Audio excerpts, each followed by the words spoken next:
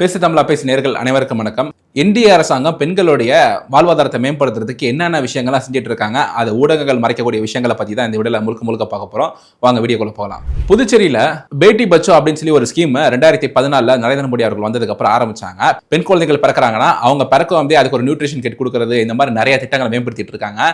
அப்படி பேட்டி பச்சோ அப்படின்ற ஒரு திட்டம் வந்து ஆரம்பிச்சப்ப 1000 ஆண்களுக்கு 918 பெண்கள் தான் இருக்காங்க. அதாவது 1000 மென்ஸ் இருக்காங்க அப்படின்னா 918 உமன்ஸ் தான் இருக்காங்க அப்படின்ற ஒரு ரேஷியோல இருந்து இப்ப 1000 ஆண்களுக்கு 933 பெண்கள் இருக்காங்க அப்படின்ற ஒரு ரேஷியோ கொண்டு வந்திருக்காங்க. அதாவது 1000 ஆண்களுக்கு ஒரு எத்தனை பெண்கள் இருக்காங்க அப்படின்ற ஒரு ரேஷியோ பார்ப்பாங்க. இதன் மூலியமா தெரியும், இதுக்கு முன்னாடி பெண்கள்லாம் வந்து கொஞ்சம் ஒரு 30-40 வருஷத்துக்கு முன்னாடி பெண் குழந்தைகள் பிறந்தாலே நம்ம இந்த பறவை மூலியமா அவங்களோட படத்தெல்லாம் பார்த்துருப்போம், கள்ளிப்பால் கொடுத்துலாம் இது பண்ணுவாங்க. அந்த மாதிரி விஷயங்கள்ல இருந்து இந்தியா ரொம்பவே மேம்படுத்தி வந்திருக்கு அப்படின்றதுல மாற்று கருத்தே கிடையாது.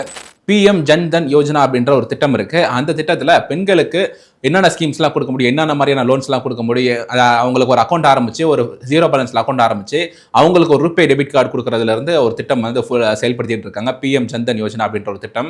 அவங்க என்ன பிசினஸ் பண்ண நினைக்கிறாங்க, அவங்களுக்கு எவ்வளவு லோன் தேவைப்படுது, அவங்களுக்கான ஸ்கில் டெவலப்மெண்ட் கொடுத்து அவங்களுக்கு அந்த லோன் கொடுத்து அவங்களோட பிசினஸ் மேம்படுத்துறதுக்கு, அவங்கள ஒரு தொழிலதிபர் ஆக்கிறதுக்கான ஸ்கீம் தான் அந்த PM ஜன் தன் யோஜனா அப்படின்ற அந்த ஸ்கீம். அந்த ஸ்கீம்ல பாண்டிச்சேரியில இருந்து மட்டும் 2,77,017 பேர் பயன்பெற்றிருக்காங்க அப்படின்ற ஒரு தகவல் இருக்கு. அதன் பிறகு 1.75 லட்சம் பேருக்கு ரூபே டெபிட் கார்டு கொடுத்திருக்காங்க. இந்த ரூபே டெபிட் கார்டு கொடுக்கறதுல என்னப்பா விஷயம் அப்படின்னு சொல்லி கேட்டீங்கன்னா, இதுக்கு முன்னாடி மாஸ்டர் கார்டு, விசா அப்படின்ற 2 கார்டு தான் இருந்துச்சு. அதுதான் இப்போ உலகம் முழுக்கவே ஒரு டாமினேட் பண்ணிட்டு இருக்கு.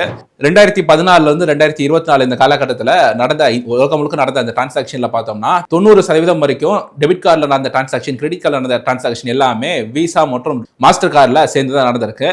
இந்த மாதிரி நம்ம டிரான்சாக்ஷன் பண்றதுனால அவங்களோட சர்வர்ஸ் எல்லாம் பார்த்தோம்னா அமெரிக்கால தான் இருக்கு. அந்த அமெரிக்கால தான் நம்ம ஏதாவது போயிட்டு ஒரு கையேந்தி போன்ல கூட போயிட்டு அந்த கிரெடிட் கார்டை போட்டு இல்ல டெபிட் கார்டை போட்டு நம்ம சாப்பிட்றோம், 50 ரூபாய்க்கு சாப்பிட்றோம்னாலும் கூட அந்த டேட்டா அங்க ஸ்டோர் ஆயிட்டு இருக்கும். ஸோ மக்கள் எல்லாம் எந்தெந்த விஷயத்துக்கு எவ்வளவு ஸ்பெண்ட் பண்றாங்க அப்படின்ற விஷயம் எல்லாமே அமெரிக்காக்காரங்க தெரியும். நம்ம இங்க என்ன பண்றோமோ அமெரிக்காக்காரங்க தெரியும். அந்த படத்துல வர டயலாக் மாதிரி தான் அந்த விஷயங்கள் இருந்துட்டு இருக்கும். அதெல்லாம் அவாய்ட் பண்றதுக்கு ரூபே டெபிட் கார்டை நம்ம இந்தியா புஷ் பண்ணிட்டு இருக்காங்க. அந்த ரூபே டெபிட் கார்டு இந்தியா இது மூலியமா புஷ் பண்ணிட்டு இருக்காங்க அப்படின்றதுல ஒரு விஷயம் இருக்கு.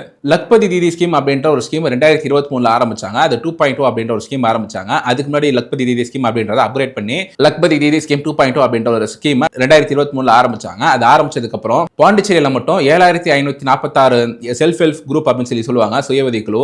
அதுல இருக்கக்கூடிய அந்த SSGல இருக்கக்கூடிய பெண்கள் நல்லாவே பலன் அடைஞ்சிருக்காங்க. அவங்களுக்கு 1 லட்சம் ரூபாய் வரைக்கும் சம்பாதிக்கக்கூடிய அந்த பெண்கள் வருஷத்துக்கு அவங்க இந்த ஸ்கீம்ல எலிஜிபிள் ஆவாங்க. அவங்களோட வருமானத்தை ஒரு மாசத்துக்கு 10,000, அதாவது அவங்களோட வருமானம் 1,20,000 ஆக்கணும் அப்படின்றதான் இந்த திட்டத்தோட ஃபர்ஸ்ட் எய்ம்.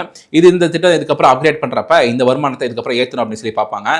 இந்த மாதிரி அந்த பெண்களோட வருமானத்தை ஏற்றுறதுக்கு என்ன விஷயங்கள் செய்ய முடியுமோ அந்தந்த விஷயங்கள் செஞ்சுட்டு இருக்காங்க. அதன் பிறகு ஷீ மார்ட்ஸ் அப்படின்ற ஒரு ஸ்கீம் வந்து ஆரம்பிச்சிருக்காங்க. செல்ஃப் ஹெல்ப் ஆண்டர்பிரினர்ஸ் மார்ட் அப்படின்னு சொல்லி இந்த ஷீ மார்ட் அப்படின்னு சொல்லி இந்த விஷயத்தை ஆரம்பிச்சிருக்காங்க. பெண்கள் தான் அதில் முக்கியத்துவம் கொடுத்துருக்காங்க. பெண்கள் அவங்க செய்யக்கூடிய விஷயங்களை இந்த மாதிரி ஷீ மார்ட்ஸ் இருக்கக்கூடிய இந்த கவர்மெண்ட் நடத்தக்கூடிய கடைகள்ல அவங்க அதை வச்சு விற்கலாம். புதுச்சேரியில பிரமாண்டே பீச் அப்படின்ற இந்த இடத்துல இந்த ஷீ மார்ட் அப்படின்றது இருக்கு. அது மட்டும் இல்லாம கடைசியா கொடுத்தக்கூடிய பட்ஜெட்ல எல்லா மாவட்டத்திலுமே ஒரு பெண்களுக்கான ஹாஸ்டல் கவர்மெண்டே நடத்த போகுது அப்படின்ற ஒரு விஷயத்தை முன்னெடுத்திருக்காங்க. நிறைய பேர் இதை பாராட்டிட்டு இருக்காங்க. என்ன அப்படின்னா, கிராமத்துல வந்து சிட்டிக்கு வந்து படிக்கணும் அப்படின்னு சொல்லி நினைக்கக்கூடிய பெண்கள், இல்லைனா வந்து ஒரு பக்கத்து மாவட்டத்துக்கு போய் படிக்கணும்னு சொல்லி நினைக்கக்கூடிய பெண்களுக்கு ஒரு சில காலேஜஸ்ல வந்து பார்த்தீங்கன்னா நல்லா ஒரு பெரிய காலேஜா இருக்கும், அவங்களுக்கு அதில் ஃப்ரீ சீட் கூட கிடைச்சிருக்கும். ஆனால் அவங்க வந்து தங்கி படிக்கிறதுக்கான அந்த வசதி இருக்காது. ஸ்டெம் அப்படின்னு சொல்லி ஒரு எஜுகேஷன் இருக்கு. அதுதான் நம்ம இந்திய அரசாங்கம் முக்கியத்துவம் கொடுத்துட்டு இருக்காங்க. உலகம் முழுக்கவே இந்த ஸ்டெம்க்கு தான் முக்கியத்துவம் கொடுக்குறாங்க. சயின்ஸ், டெக்னாலஜி, இன்ஜினியரிங், மேக்ஸ் அப்படின்ற இந்த 4 கோர்சஸ் எந்தெந்த காலேஜ்லாம் இருக்கோ, அந்த காலேஜ் எந்தெந்த இடத்துல நிறைய இருக்கோ அந்த காலேஜஸ் பக்கத்தில் போயிட்டு இந்த ஹாஸ்டல்ல வைக்கணும் அப்படின்ற ஒரு விஷயத்தை முன்னெடுத்துட்டு இருக்காங்க. அதுக்கான வேலைகள் மும்முரமா போயிட்டு இருக்கு. அந்த மாதிரி வைக்கிறதுனால இந்த மாதிரி ஸ்டெம் கோர்சஸ் படிக்கணும்னு சொல்லி வரக்கூடிய பெண்கள் அவங்க அந்த டிராப் அவுட்ஸ்லாம் ஆயிடக்கூடாது. அதாவது எனக்கு வந்து தங்கறதுக்கான இடம் கிடைக்கல, மீதெல்லாம் ஓகே, அதனால நான் வந்து தங்கறதுக்கான இடம் கிடைக்காதனால நான் அந்த காலேஜை டிராப் அவுட் பண்றேன் அப்படின்னு சொல்லிட்டு அந்த மாதிரி டிராப் அவுட்ஸ்லாம் நிறைய ஆகிடக்கூடாது அப்படின்ற ஒரு விஷயத்தை முன்னெடுத்து இந்த மாதிரி ஒரு டிஸ்ட்ரிக்ட்டுக்கு ஒரு ஹாஸ்டல் வைக்க போறேன் அப்படின்னு சொல்லியிருக்காங்க. புதுச்சேரியில் இந்த மாதிரி ஹாஸ்டல்ஸ் வரப்போகுது. தமிழகத்துக்கும் இதே மாதிரி 38 ஹாஸ்டல் வரப்போகுது. இதன் மூலியமா பெண்களுக்கு எவ்வளவு முக்கியத்துவம் இந்திய அரசாங்கம் கொடுக்குறாங்க அப்படின்ற ஒரு விஷயம் இந்த வீடியோ மூலியமா உங்களுக்கு புரிஞ்சிருக்கும்னு சொல்லி நினைக்கிறேன். இன்னொரு பார்ப்போம்.